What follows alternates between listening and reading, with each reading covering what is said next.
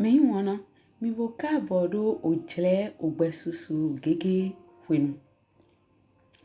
To kan heji mi nan tindo droje gbonjo mi on Kristi Jesu tondali nando non la wendagbe podo nando ma ho me jrado ho.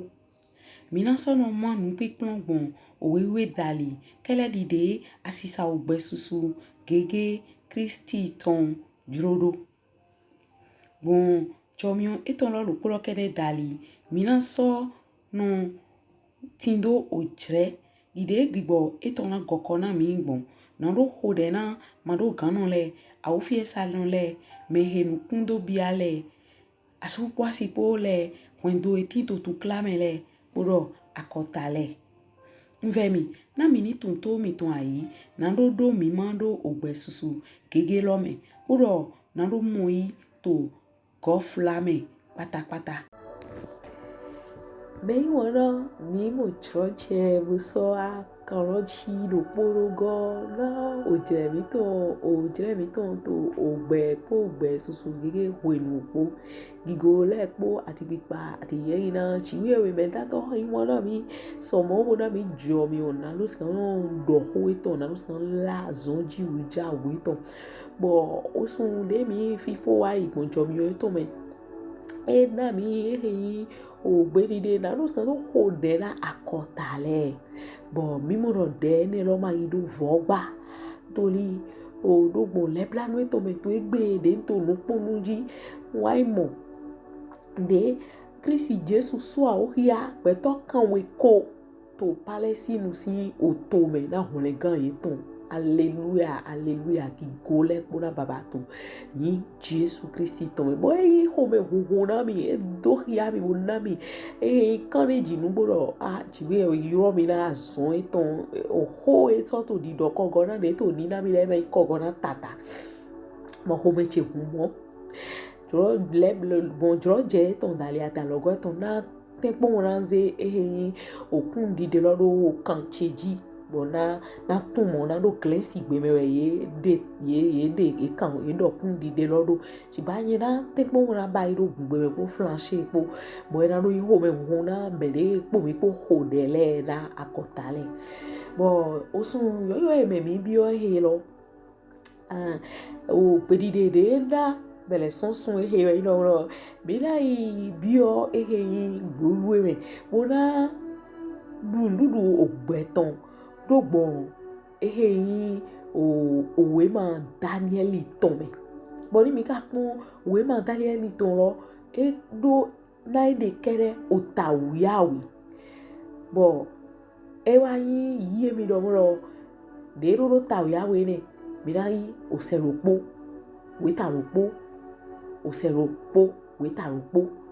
bo mi na be gbe jizoli osewiawi ton bonjo mi o eton dali we egbe ma do he holode mina yi Daniel si o we ma lobe o taiton titan mina jale gbe che lo mo blendo di de jero to kando de vitoni hodomi na ma ni sigando yi hihia mi heze bon e kando le do to ohwe atonto aholu jeo akim ton aholuju ton me we Nebukadnezali aholu Babiloni ton wa Jerusalem bo so gloendo okuno so jeho akimi aholu Juda ton do alo etome podo adade son nuzizan ohojiwe ton leme ewo bo so be ye ibio aiba bali ton me je oho yewe eton tome ebo so he nuzizan le lowa bio ado kunu ho yewe eton tome aholu so do han as penazi memenu ojo eton leton na enido he tele son ovi Israeli ton mewa o home iro son okun aholu ton me kpodo son me gbogbo le me ye me gbogbo le me yo po le me he me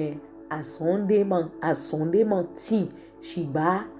nukun dagbe no bo so peve to nunue le po me bo si to onue me bo so ton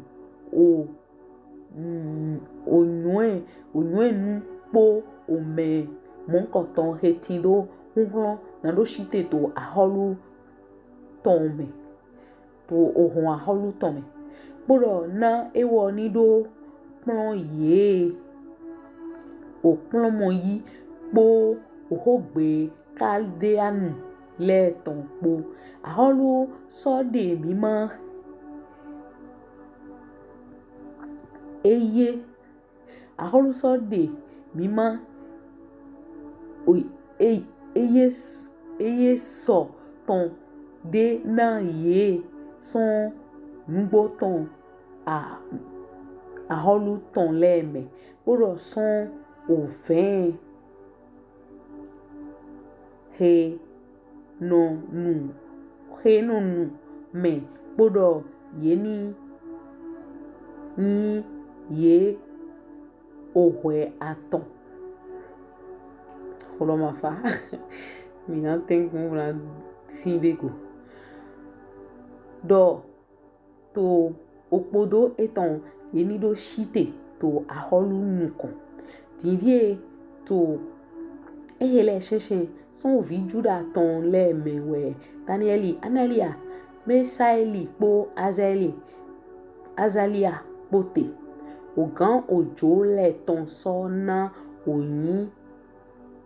le han ye han Danieli ena oyin belte sali ton poro han Anania sad laki ton poro han Misaeli Meshaki ton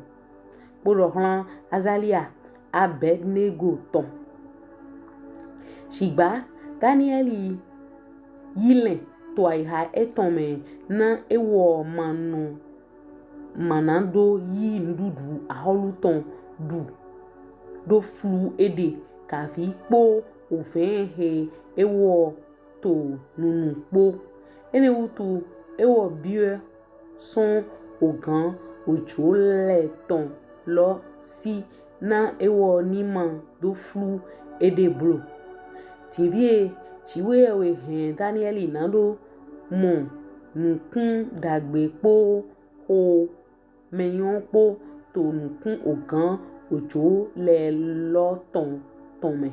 ogan ojo le lo ton sodo lan Danieli do nye dibusi kluno she aholu mehede danu dopo ndudu miton po miton po na etautu ewo nando mo nukume miton le nyahun chijlo hu yopo heyin oha miton lo sule ton mo mi ule do ota she owume to aholude kwenenu Danieli do hlan ohun kan si lo mehe ogan ojo le lo ton kode do Danieli Anania Mesali Azalia pojido yenvewe yi ten divie twe le po asan awo yi ten devi to le pon asan awo gbogbo yeni na omami nando dudu po osin po nando nu wenenu gbo nkume mi ton le ni pipon to nukon toe po nkume yokpo heto dudu son tanu dokpo nu dudu aholu ton mele ton po bodo le yemodo we yena yizan he devi to eledo moe ewo tun to ai han ye to oheho heme bo so ten ye pon azan wo bodo to azan awo le ton nkume ye ton le so awo hia wan pe no hu ye so yin awumoto to agbasala me hu yokpo heto dudu son tanu dokpo nududu aholu tome lepo moe o hon silo de nududu ye ton se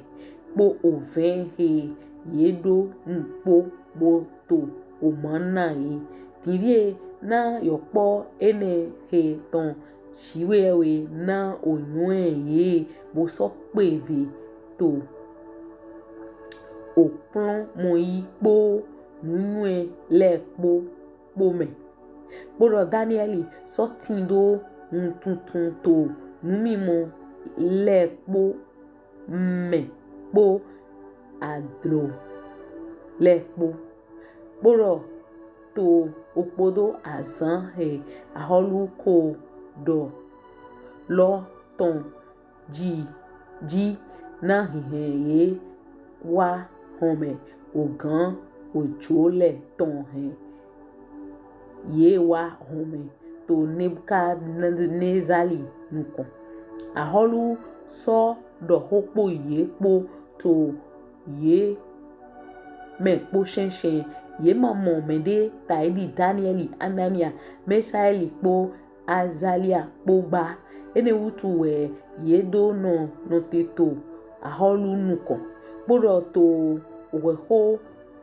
nunwe ton po mutuntun po ton le po me bon ehe ton dali aholu kambio son ye de eno mo ye ponte ra ao hu nudleto le po afinono le po he tinto aholu gba eton le po me Danieli soto yi mo iro jo ohwe titan aholu kilu si tonton me nishe mi na vele jale una yido mo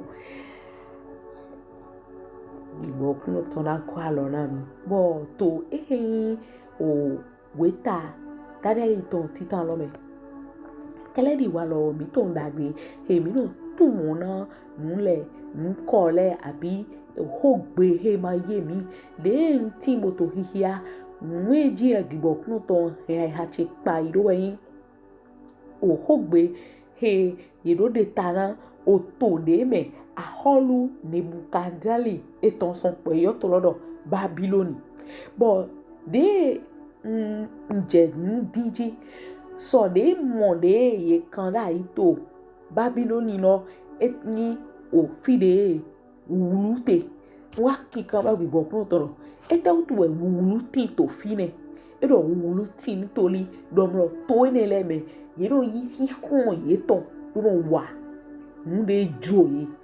bo yenu alesu nyo wa to de gbe to le no mo buro pa shiba hemro ipipa ma uton bo ni mi na de tara ko kleu me do ete we Babiloni no yin Babiloni no yin fie gbe to si hihun yi nwate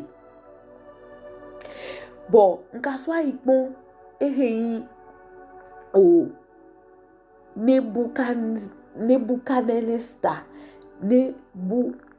Nebukadnezali aholulo yin kolo etewe yin bon wa modo ye tu mona dodo o yewe gan heto kogona o tole bodo akota le po bo ewa ye mi domro nebulo eyin gbigbo yewe gan leton hallelujah bonga to ho kan be gbigbo kun ton gbigbo yewe gan de tele nko ton e me yejiwe yewe nyo gbigbo yewe gan ne leton we gbigbo kun ton wa goko na mi bi o tan eli ton mi eli he botana yewe gan bali ton le bon e wa ye mi dide gbigbo kun ton to wona mi no ro to jiwe yewe si go home nu de ahovi mole popapata uwe sono yi bayi na no singa do clock betole bon me ma yisele support eton le no jaido e clo enemy bon ni mi ka so pon nu gbo mi na mo ro we ta lo be titan lo jiwe yewe na ojroje ma do ojroje ena ho hikun aholu ene lo bo aholu ene lo duto aholu juto he irodo Jehoakim ji boni epo ni mi na kun mi na mo ro nyando ni be ju le po Israel vi le po wa bo we ne ye wa nyando ene lo man le vojo eto lo ena teme ahovi bo ahovi jeho eto to chiwe we nukan na no de fon tete aholu oton he na wa nukan boni mi pon jire de me mi tedi mi na mo no nu mo ko pepepe we to jijo to jire me mi tedi ntori agun supo si hihun si mio ati agun vi supo si mio timbo to chichi tori nyando wa du to ai halemi e makadura yimo do ni yimo chiwi awe mo no jete mo a home chiwi awe mo no jete mo ava me sudo ahovi no iteme o no fa me sudo ahovi no iteme na no je ko me tonto jiwe we nu kon bo iro ayin we gble do to ngo de to jreme boya pe to ri pepe ke yin se no to akume bo no te gligri bo ka ti to jrele me he tu kla ayi won to we me gbonle ye flee ton son oklu no me bo egbe po to church yi bo shiba e ma so tin to klisi me jiwe we ma so no se hogbe ton ma so se avi gbe ton ma so se degbe ton ni de jero o po de na gbe ton mo ko sunwe a nyunwe a yewe no ya yewe gan ya gbigbo oklu ton ni dran lo imo gbe ton mo ko bo ze fontite bo ko e wa lo ten ton me to ko oklu ton me to Jesus si nko me bo de mi to apa ene ro jodo mi na mo ro e do ya nu go ro mo ro enu ajobo chiwe we e ba ndo na teme ahovi ne ahovi ro so no mo teme ro nyira mi to dali ntori ni mi to nu kon yi to holo me mi na mo ro o holo do mo ro chiwe we na o teme aholo ne ro bo e so be nu zanu go ho kuno tonto to Jerusalem bodo Israel vile to e be plek po ai to me bo so abio medide fovo enne he to so Israel vile me bo to so e he aholu baji shiba when we lebraru jiwe we to ti to tetegbe we fle lo e me na motero ni mi te chi nu lo wa kakaka bo ke to mo teme to miji jiwe bro jo mi to olega okuro to da wa gbon eheyin Danieli Anania Mihaeli po Azalia po Dali na lo se do hole Israeli vile ton son fasudo he Nebukazali be yi so ntori to jere le me eyi ye aholude wa tori me na ro fa to lo so e lo chan we ndagbe to lo me le popata so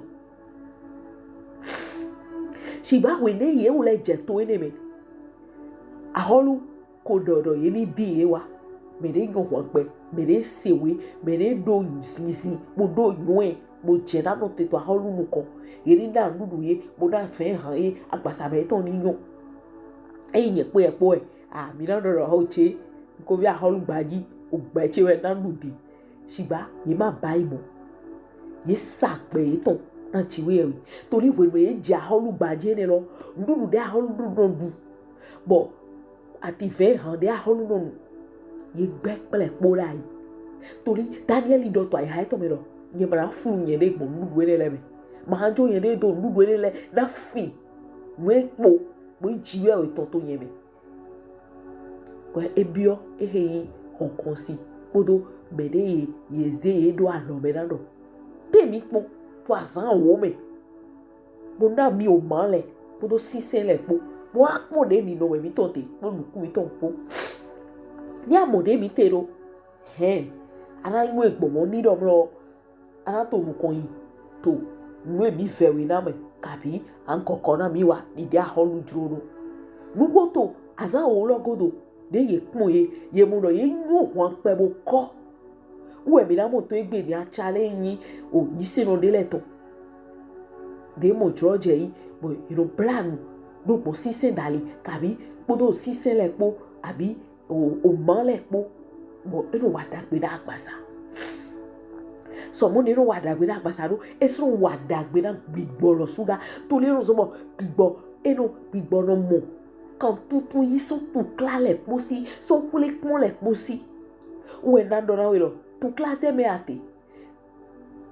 ete me gbon ate bi o ki ro klo bo bi o mi bla be yo bibla na you know o man le kele anu du podo sisen le po bo ba ina jire de o gbigbo kuno to na we na bo anami o sieto de amodo bo ni mi na do gole wa weta titan Daniel mythology mi da modo to ene logodo we ne je o lo so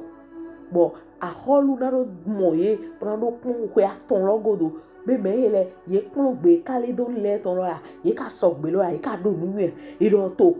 me he azeto hero tunu mo nu to na aholu nu eto nu zizi iro ye mamu Daniel nko to ye me ye mamu Adania nko ye me ye ma so mo Mikaeli to don to ye me ati Azelia ye mamu peto mo nko to ye me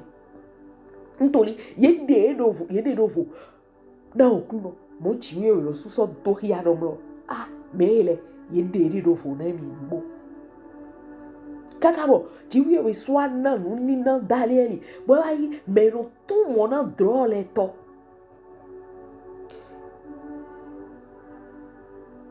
bo era ye mi to fero tre me mi te de chiwe we to mi iro na mi si ganu jevoni ntori o gande to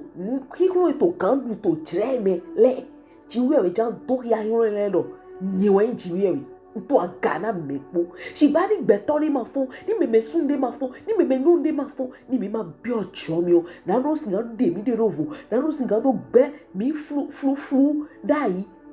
mi ba singa chiwe ma singa mo miza chiwewe na no de e ma singa mo miza to li to pele po me de mo loji to egbe kaka wa mo ra Daniel podo agbe to aton le po ye ba ni Kristi Jesu do won ebe ntori Kristi Jesu e jogi go to do bo akuro ta mi to me e wa zizo ni di me ma do de pepe o he tonu o ya tonu so de ni o he lo aho fi e do na de akweton mo na no su peut-être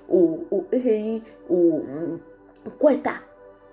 chiwe no wa so jawo ni igbe fi egbe to sugbon wo bobu randu nte mo ndu manti egbe mo pede enu bi okuno chiwe no wa so jawo shiba e ma kompon no aigba ji fiton le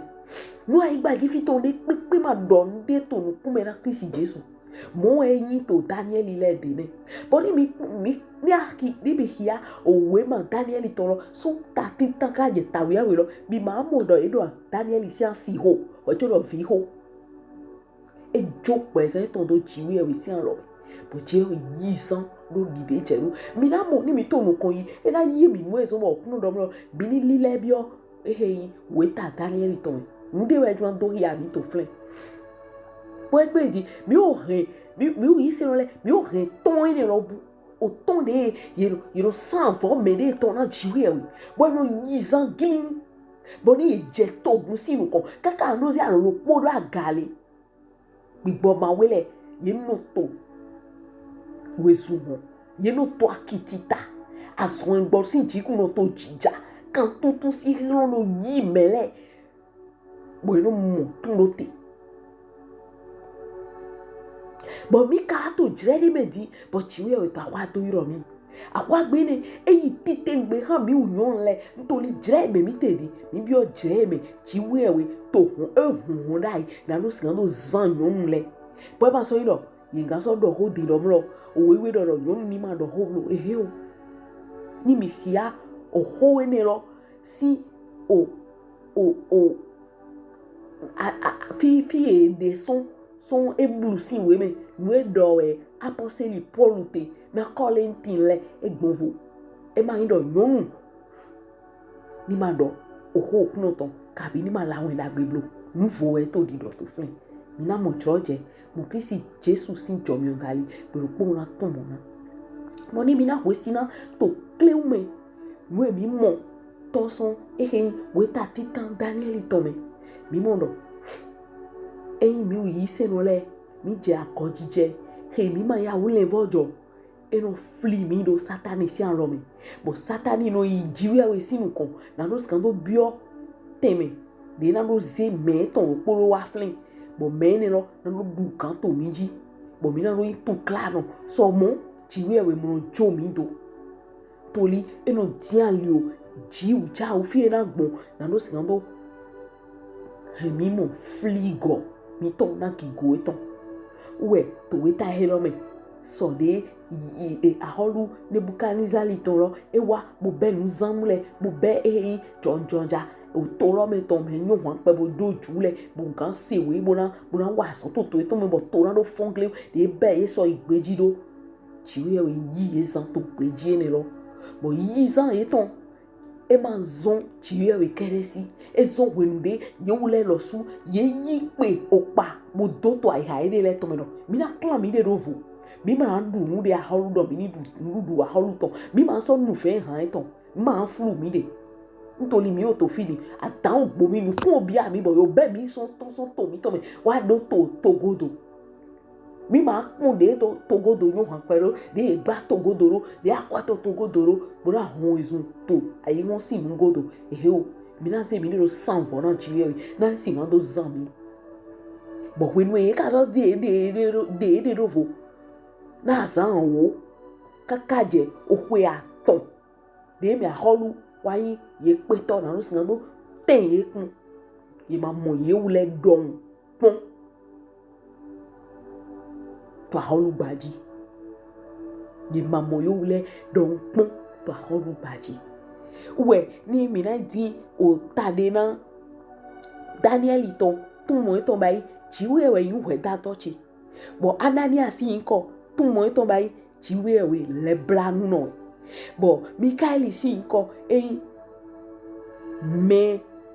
me he mauro na yin e ba do we ne mi to mawo me ni mi no te ngbo mi na adi mawo bo Azaria si nko yin chiwe we yin hunle kan chi bo ni mi kon ni ko ene le poropo ena hogbe kan de mawo doti we de fun na tun mo na mi ntoli mo je me bo gigbo kuno ton na mi mo kele ni ko de o hon kon si lo so na lo le ni ko lo le tun mo lo le nlo po lo e sigba ye dodo ogbede fo mi ogbe o Nebukadnezar si o to si meleto bo mi ma so yi ko hun kan mo mi na no te lo le mi na idebo yi ho baba mi do ndo we na George he na mi to ho to me na do si gan do bio o pon to we ta Daniel to me wo mi mo lo Daniel le ye de do we clan de do we de be to so po wa yan to ju le chesi kaka wa na George ati hin ro ni Nebukadnezar bo wa be me po ati nu zanu go ho to me le po igbeji ade fon pipe na no so no wole to wo mi ho de baba hi ho e mi o yi se no le bibi e mi na no mi de do vo na we baba po gbedide lo po jale na mi nu ete gba e me supo ele di supo oji ai mi to ji ta ri gonu e ma kadura yin mo to le ado wiwe we mi okun no wiwe yin nu bo wiwe mi sigba ni mi wiwe no lo mi pe po to ai ho si nle godo